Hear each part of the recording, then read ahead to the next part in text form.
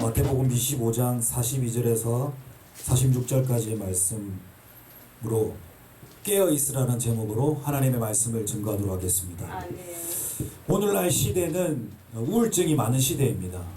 통계조사에 보니까 국민의 10명 중 1명이 인생에서 우울증을 걸린다고 합니다. 그런데 코로나 이후에 우울증 환자가 급증하였습니다. 그래서 유명한 정신과에 가보면 한 달 이상 먼저 예약을 하지 않으면 진료를 받을 수 없는 그런 상황에 놓여 있습니다.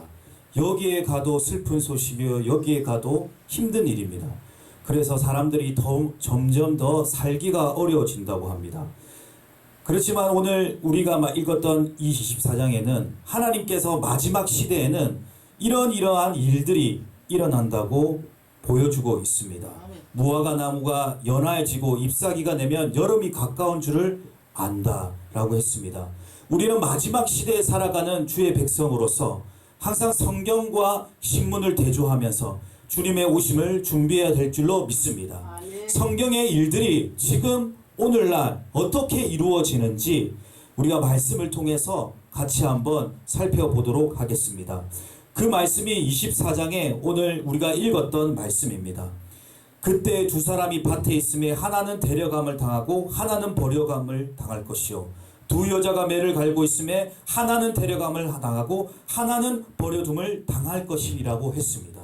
이 두 사람이라고 나오는 것은 교회 안에서 신실하게 여기는 그리스도인들을 얘기하는 것입니다. 교회 안에 있다고 우리가 안전한 것이 아닙니다. 깨어 있지 아니하면, 주의 오심을 준비하지 아니하면 우리도 버림받을 수가 있다는 것입니다. 그래서 우리는 잠들어 있으면 안 됩니다. 그 자리에 주저앉아 있으면 안 됩니다. 모든 교회가 힘들다고 어렵다고 문을 닫고 떠나가는 이때에 우리는 더욱더 주님 앞에 깨어서 기도해야 될 줄로 믿습니다. 오늘 우리가 읽었던 42절 말씀에 그러므로 깨어있으라, 어느 날 너희가 주가 임할지 너희가 알지 못한다고 했습니다. 우리는 깨어 기도해야 됩니다. 예수님께서도 너희가 한시도 깨어 있을 수 없더냐, 잠들지 말아라. 예수님께서도 마지막 시간 가운데 제자들을 향해서 그렇게 얘기하였던 것입니다. 예수님도 그 공생의 3년의 사역을 살펴보면 습관을 쫓아 갈람산으로 가시며 새벽 오히려 미명의 기도로서 그의 사역을 시작하였던 것입니다. 그런데 오늘날 교회의 모습은 어떻습니까? 금요 기도회가 없어지고 있습니다. 수요 기도회가 없어지고 있습니다. 교회의 기도 시간이 점점 짧아지고 있습니다. 교회의 기도 소리가 들리지가 않습니다. 기도원은 문을 닫고 있습니다. 기도원에 사람이 없습니다. 기도원에 가지를 않아요. 사람들은 점점 기도하지 않고 있습니다. 교회는 점점 짧게 예배 드리고 있습니다. 코로나로 인해서 모이지를 못하고 있는 그런 초유의 사태에 빠지고 있습니다. 저는 이것을 그냥 단순한 바이러스가 아니라 성경에 기록된 전염병, 마지막 시대에 하나님께서 보내실 그런 징벌인 걸로 믿고 있습니다. 우리가 그런 하나님의 사인을 볼 때 우리가 여기서 더 주저앉는 것이 아니라, 여름이 가까이 왔구나, 잎사귀가 연하여지고 주님이 가까이, 34절 말씀에 인자가 가까이 곧 문 앞에 이른 줄 알라. 우리가 그 약속의 말씀을 믿고 주님이 가까이 오심을 듣고 준비해야 될 줄로 믿습니다. 우리는 주님의 거룩한 신부들입니다.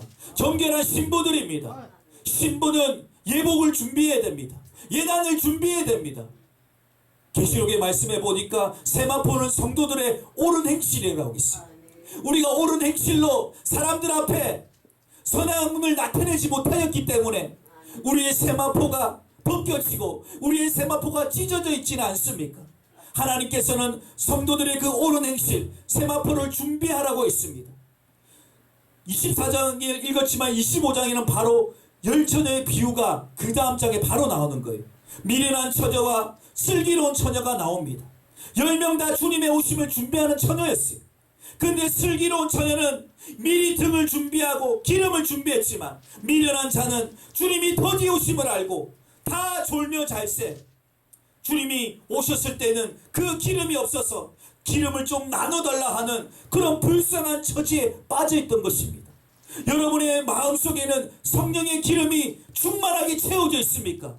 아니면 그 기름이 말라 비틀어지고 있습니까?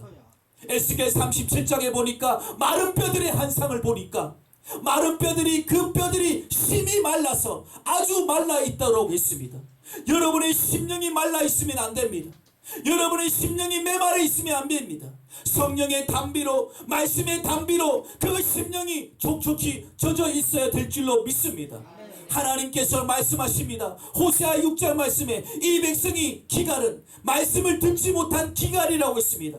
오늘날 방송을 틀면 CTS, CBS, 라디오를 틀면 CBS, CTS, 오늘 인터넷을 열면 여기저기서 설교에 홍수했지만 진리의 말씀을 전하는 참된 목자는 없습니다. 자기의 사역을 쫓을 스승을 두고 자기 길을 간지럽힐 그런 도덕적인 설교, 그런 개그적인 설교, 그런 설교에 심취되어 있습니다. 하나님의 말씀을 가감없이 그렇게 가감없이 전하는 그런 참된 목자를 찾아볼 수가 없습니다. 참된 목자는 타협하지 않습니다. 성도들의 눈치를 보지 않습니다. 성경에 나와 있는 선지자들은 목숨을 걸고 복음의 말씀을 전하였던 것입니다. 근데 오늘날의 설교자들은 어떻습니까? 장로의 눈치를 봅니다. 권사들의 눈치를 봅니다. 당의 눈치를 봅니다. 가감없이 하나님의 말씀을 증거하지 못하고 있습니다. 교리의 안경을 쓰고 하나님의 말씀을 똑바로 보지 못하고 있는 것입니다. 우리는 교리라는 안경을 벗고 전통이라는 그 옷을 벗고 정말 맨눈으로 하나님께서 성경에 어떻게 약속했는지 다시 성경으로 돌아가야 될 줄로 믿습니다. 오늘 우리가 읽었던 이 마태복음 23장, 하나님께서는 너희는 예비하고 생각하지 때에 인자가 오리라. 그래서 깨어있어 그 집을 뚫지 못하게 하라고 했습니다. 오늘날 많은 사람들이 귀신의 집을 짓고 있어요. 믿음은 실제입니다. 영적인 눈을 떠야 됩니다. 영적인 것은 실제예요. 많은 사람들이 마른 뼈와 같이 그렇게 걸어 다니고 있어요. 겉으로는 부유해 보여도 라오디게아의 교회처럼 너희가 부유하다, 실상은 가난한 자라고 있습니다. 안약을 사서 너희의 그 가련한 것, 그 공고한 것을 보라고 했어요. 불로 사서라 연달아 금을 사서 너희의 그 옷을 실상을 바라보라고 했습니다.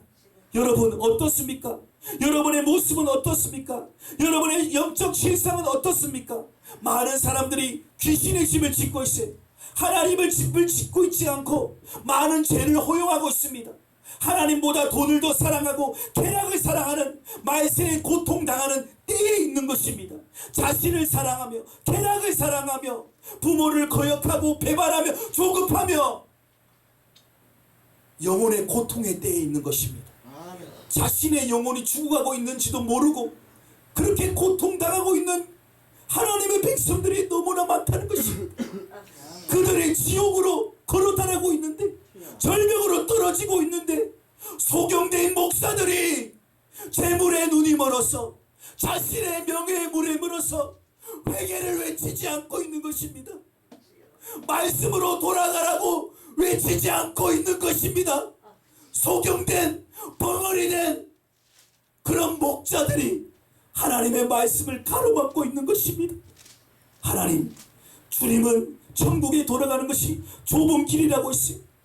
좁은 길, 협착한 길이라고 했습니다. 많은 사람들이 그 문을 들어가고자 하지만 많은 사람이 들어가지 못하는 문이라고 했습니다. 좁고 협착한 길이라고 했습니다. 그런데 오늘날 신앙을 생활하는 그리스도인들은 좀 더 편하게, 좀 더 내가 좋아하는 그런 편한 곳으로만 찾고 있지는 않습니까? 신앙은 자신을 죽이는 것입니다. 앞전에 목사님이 얘기한 것처럼 날마다 자신을 부인하며 날마다 자신을 쳐서 말씀에 복종시키는 것이 신앙인 것입니다. 그 위대한 사도 바울도 신약 성경의 절반을 적었지만 내가 복음을 전파한 후에 도리어 버림받을까 두려워했다고 했습니다. 두렵고 떨리는 마음으로 복음을 전해야 될 줄로 믿습니다. 너희는 어디에 떨어진지를 조심하라. 살피라고 했습니다. 너희가 어디에 떨어진지를 살피라고 했습니다. 마지막 때에 자신을 살펴서 모두를 천국으로 인도할 수 있는 저와 여러분이 되시기를 예수님의 이름으로 축원합니다. 할렐루야.